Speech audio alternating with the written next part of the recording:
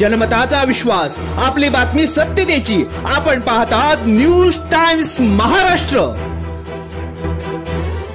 Blackmail करून खंडणी घेऊन उलट खोट्या आणि तथ्यहीन बातम्या छापून बदनामी करणारे पत्रकार आणि न्यूज पोर्टलच्या विरोधात मानहानीचा दावा दाखल होणार. ब्लॅकमेल करून खंडणी घेऊन उलट पैशांच्या मागणीसाठी वारंवार खोट्या बातम्या छापून महिलेची बदनामी, तसेच मेन पोलीस सूट फोटो एडिटर या गुगल प्ले स्टोअर वरील पोलीस फोटो एडिट ॲपमधून एका व्यावसायिकाच्या फोटोला नकली पोलीस ड्रेस लावून खाकी ड्रेस घालून तो त्या अधिकारी अशा स्वरूपाच्या खोट्या बातम्या न्यूज पोर्टलमध्ये पब्लिश झाल्या होत्या आणि त्या बातम्या समीर बामुगडे याच्या मोबाईल क्रमांकावरून अनेक व्हॉट्सअप ग्रुपवर फॉरवर्ड झाल्याचे निदर्शनास आलेले आहे.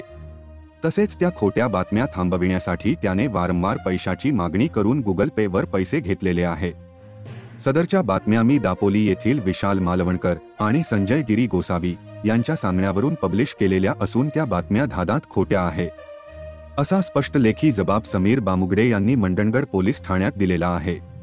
तसेच या संदर्भात त्याने व्हिडिओ प्रतिक्रिया देखील दिलेली आहे.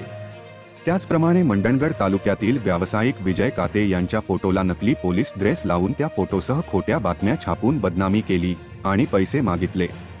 पैसे देणे बंद केले तर फोटो मिक्सिंग करून ते व्हायरल करून बदनाम करील अशी वारंवार धमकी देऊन समीर बामुगडे याने पैसे घेतलेले आहे.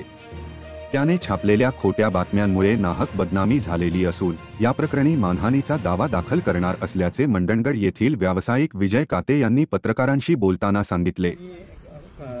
कोकण संघ या वर्तमानपत्रात उत्तर प्रसिद्ध झाले असून ते चुकीच्या अनुषंगाने असल्यामुळे त्याचा खुलासा करण्यात येत आहे आणि स्वाती वावडेकर हा जाणून बुजून नाव लागलेलं आहे आणि विजय काते यांचं पण जाणून बुजून नाव आलेलं आहे की समोरच्या व्यक्तीने विशाल मालवणकरांनी जे पुरावे पाठवले त्या पुराव्याच्या आधारे उत्तर प्रसिद्ध करण्यात आलं होतं. पण सदून हे उत्तर धांदात खोटं आहे आणि संजय गिरीनी फक्त तोंडी बोलून गेला की मला 30 लाखाला विजय काते यांनी फसवलं आहे.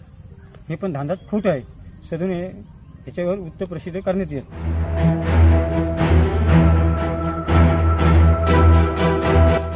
जनमताचा विश्वास, आपली बातमी सत्यतेची. आपण पाहतात न्यूज टाइम्स महाराष्ट्र.